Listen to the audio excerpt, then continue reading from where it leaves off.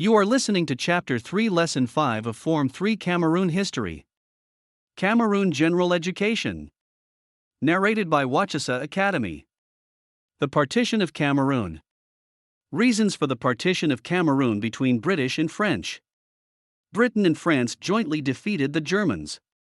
The failure of the British and French to form a condominium. Both powers wanted separate areas for the exploitation of raw materials. The desire of both powers to acquire separate trading areas and avoid trade conflicts. The desire of both powers to share German assets in the territory. Both powers wanted to make territorial gains. They wanted different areas where they could easily implement their different colonial policies. The British desire to give the lion's share of Cameroon to the French and other to increase their fighting morale during the First World War. The British desire of partition to compensate France with enough territories in order to prevent her demand for a share in Tanganyika influenced the partition of Cameroon.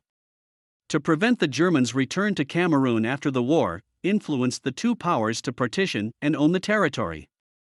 How Cameroon was partitioned. In February 1916, the Anglo-French forces defeated and sent the Germans out of Cameroon. In February 1916, the British Foreign Secretary Oliphant and the French diplomat, Georges Picot, met in London and made a provisional partition of Cameroon. The Anglo-French partition was formalized in March 1916. The French took 4/5 while the British took 1/5. In April 1916, the British and French withdrew to their respective portions of Cameroon. In April 1916, the French appointed General Aymerich as Commissioner for French Cameroon, while the British appointed Dobell as Commissioner for British Cameroon. On June 28, 1916, Germany signed the Treaty of Versailles and officially lost Cameroon to Britain and France. On July 10, 1919, the British Colonial Secretary Lord Milner and France Minister of Colonies Milner-Simon met in London and signed the Milner-Simon Agreement, which defined the Anglo-French partition of Cameroon.